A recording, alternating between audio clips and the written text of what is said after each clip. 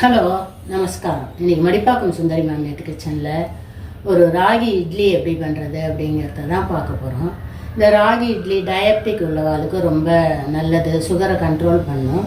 அதே சமயம் ராகியில் நிறைய கால்சியம் இருக்கிறதுனால எலும்பும் நல்ல வலுவாக இருக்கும். நம்ம எப்போவும் அரிசியிலேயே ஒரு வேலையும் சாப்பிடாம இது போல் அப்பப்போ ராகியில் ஒரு டிஃபன் செஞ்சு சாப்பிட்டோம்னாக்க சுகர் நல்லா கண்ட்ரோல் ஆகும். இது பொதுவாக சிறுதானியங்கள்லாம் மார்னிங்கில் சாப்பிட்றது நல்லது. அப்படி முடியல அப்படின்னாக்கா நைட்டு தான் சாப்பிட்ற மாதிரி இருக்குன்னா கூட ஒரு 7 மணிக்குள்ளேயே சாப்பிட்டுட்டோம்னாக்கா வயத்துக்கு ஒன்றும் பண்ணாமல் இருக்கும். தொட்டுக்கிறதுக்கு நம்ம வித்தியாசமாக இன்றைக்கி ஒரு வாழைத்தண்டு சட்னி தான் பண்ண போகிறோம். இந்த வாழைத்தண்டு சட்னி நல்ல காரசாரமாக, நல்ல உப்பு புளிப்பு உரப்போட பெருங்காய வாசனையோட சூப்பராக இருக்கும். வாங்க இப்போ அதை எப்படி பண்ணுறது அப்படிங்கிறத பார்க்கலாம். இப்போ ராகி இட்லி பண்ணுறதுக்கு ஒரு சின்ன டம்ளரால் ஒரு டம்ளர் அளவுக்கு ராகி எடுத்துக்கலாம்.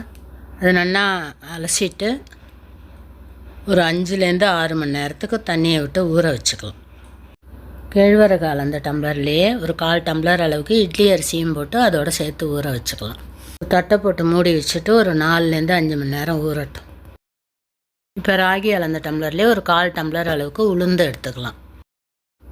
அதோடையே இந்த குட்டி ஸ்பூனால் ஒரு ஸ்பூன் வெந்தயம் போட்டுக்கலாம். இது ரெண்டையும் வேறு ஒரு பாத்திரத்தில் போட்டுட்டு உளுந்த 2 தடவை நல்லா களைஞ்சிட்டு நல்ல தண்ணியை விட்டு ஃப்ரிட்ஜில் வச்சிடலாம். அப்போ தான் அரைக்கும்போது உளுந்து சூடாகாமல் இருக்கும். நான் கொஞ்சம் தான் இருக்குங்கிறதுனால மிக்சியில் தான் போட்டு அரைக்க போகிறேன். நீங்கள் நிறையா ஊற வச்சாலுன்னா கிரைண்டரில் போட்டு அரைக்கிறத உளுந்து நல்ல பந்து போல் சூப்பராக வரும். உளுந்தையும் வெந்தயத்தையும் மிக்சி ஜாரில் சேர்த்துட்டு நம்ம ஊற வச்ச தண்ணியையே விட்டுக்கலாம். அப்போ தான் மிக்சி சூடாகாமல் இருக்கும். ஒரேடியாக தண்ணியை விடாமல் கொஞ்சம் கொஞ்சமாக தண்ணியை விட்டு நல்லா நைஸாக அரைச்சிக்கலாம். இப்போ அரைச்ச மாவு ஒரு பாத்திரத்தில் போட்டுட்டு அதே மிக்சி ஜார்லேயே கேழ்வரகையும் அரிசியையும் சேர்த்துக்கலாம்.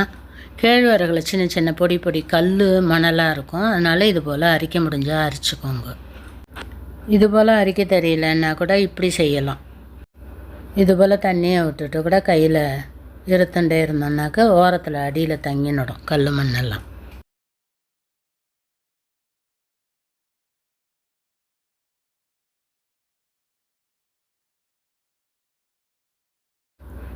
இது போல் சின்ன சின்ன மணல் தூளாக இருக்கும். அதெல்லாம் அப்புறம் இட்லி சாப்பிடும்போது வாயில் கடிப்படும். அதனால் கொஞ்சம் அரிச்சா மாதிரி போட்டுக்கோங்க கேழ்வரகு. இப்போ இதில் ஒரு கொஞ்சமாக தண்ணியும் 1/4 டம்ளர் அளவுக்கு விட்டுட்டு நம்ம இட்லிக்கு அரைக்கிற மாதிரி அரைச்சிக்கலாம்.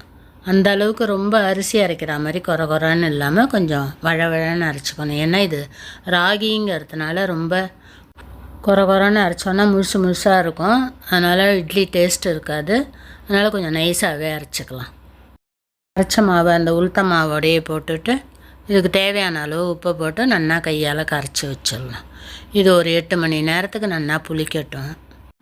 புளிச்சு மாவு பொங்கி வந்தால் தான் இட்லி சாஃப்டாக இருக்கும். அதனால் ஒரு 7-8 மணி நேரத்துக்கு நல்லா புளிக்க விட்டுடலாம்.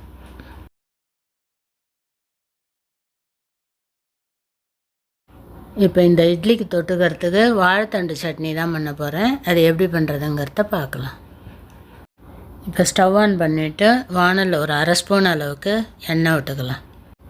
எண்ணெய் நல்லா சூடானதும் 1 ஸ்பூன் அளவுக்கு கடலைப்பருப்பு, ஒரே ஒரு காஞ்ச மிளகா, ஒரு 2 கட்டி சின்ன கட்டி பெருங்காயம். இப்போ இந்த கடலைப்பருப்பு நல்லா செவக்கிற வரையிலும் வறுத்து எடுத்துக்கலாம். இப்போ மிளகா நல்லா வறுபட்டு எடுத்து அதை மாத்திரம் எடுத்து ஒரு தட்டில் எடுத்து வச்சுப்போம். கடலைப்பருப்பு நல்லா செவக்கட்டும். இந்த அளவு செவந்ததும் அதையும் எடுத்து அதே மிளகா எடுத்த தட்டிலையே எடுத்து வச்சுக்கலாம்.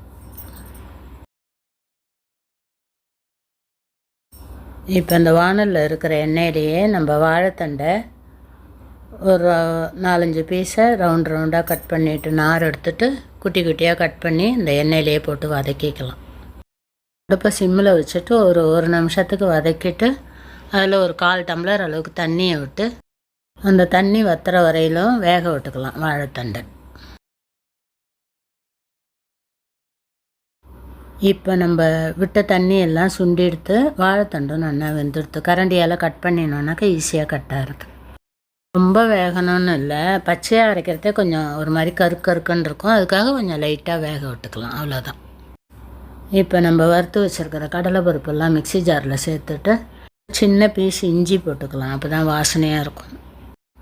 இதுக்கு கொஞ்சமாக உப்பு, ஒரே ஒரு கொட்டை புளி, இதோட நம்ம ஆற வச்சுருக்கிற வாழைத்தண்டையும் எடுத்து போட்டுக்கலாம். ஒரு ஸ்பூன் அளவுக்கு தேங்காய் வேணால் போட்டுக்கலாம், இல்லாட்டா கூட விட்டுடலாம். தேங்காய் போட்டோன்னா கொஞ்சம் டேஸ்ட்டு நல்லா இருக்கும்.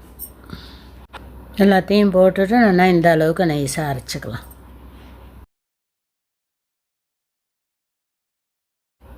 இந்த அளவுக்கு அரைச்சா போகிறோம். ரொம்ப வழன்னு அரைச்சோன்னா அந்த கடலப்பருப்புலாம் மாவாயிடும், அதனால் கொஞ்சம் நரன்னு இருக்கலாம்.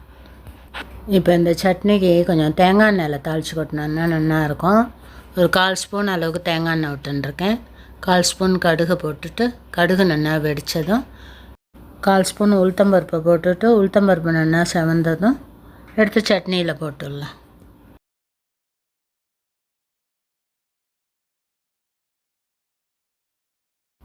இப்போ நம்ம அரைச்சி வச்ச மாவு நல்லா பொங்கி இருக்குது.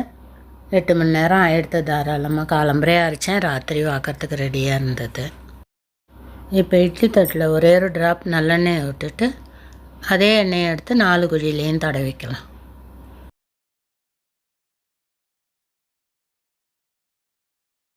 இப்போ நான் இந்த வானலில் தான் இட்லி வாக்க போகிறேன். ஒரே ஒரு தட்டு தான் வாக்க போகிறோங்கிறதுனால நல்லா ஜலத்தை கொதிக்க வச்சதுக்கப்புறமா நம்ம இட்லியை வாத்தோம்னாக்க சாஃப்டாக வரும் இட்லி. இப்போ இது மேலே ஒரு தட்டை போட்டு மூடிடலாம். அடுப்பை ரொம்ப ஹையில் வைக்காமல் மீடியம் ஃப்ளேமில் வச்சு ஒரு 7-8 நிமிஷம் வேக விட்டுக்கணும். அப்போ தான் இது ராகிங்கிறதுனால நல்லா வெந்ததுனா தான் வயிற்றுக்கு ஒன்றும் பண்ணாமல் இருக்கும். இப்போ நல்லா வெந்துடுத்து, ஒரு 8 நிமிஷம் ஆகிடுத்து. இப்போ எப்படி இருக்குங்கிறத பார்க்கலாம். கையை கொஞ்சம் தண்ணியில் நனைச்சுன்ட்டு அதை அழுத்தி பார்த்தோம்னாக்கா ஒட்டாமல் வரும். இல்லைன்னா ஒரு ஃபோர்க் எடுத்து கூட குத்தி பார்க்கலாம், குத்தினாலும் ஒட்டாத வருது. இப்போ இட்லி நல்லா வெந்துடுத்து. இதை ஒரு 2 நிமிஷத்துக்கு ஆற விட்டுட்டு எடுத்துக்கலாம். இப்போ இந்த இட்லி நல்லா ஆறி எடுத்து வேறு ஒரு பிளேட்டுக்கு மாற்றிக்கலாம்.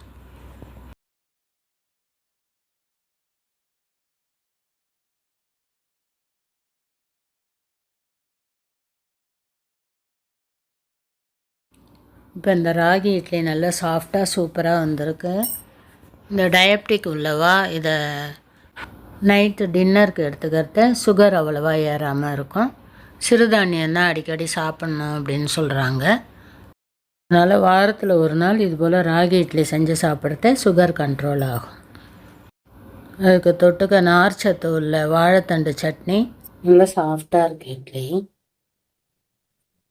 இந்த வாழைத்தண்டு சட்னியில் துவச்சி சாப்பிட்டோன்னா நல்ல டேஸ்ட்டாக இருக்கும். நீங்களும் இது போல் செஞ்சு பார்த்துட்டு எப்படி வந்ததுன்னு கமெண்ட்டில் லைக் பண்ணுங்க, ஷேர் பண்ணுங்க, சப்ஸ்கிரைப் பண்ணுங்க. தேங்க்யூ ஃபார் வாட்சிங்.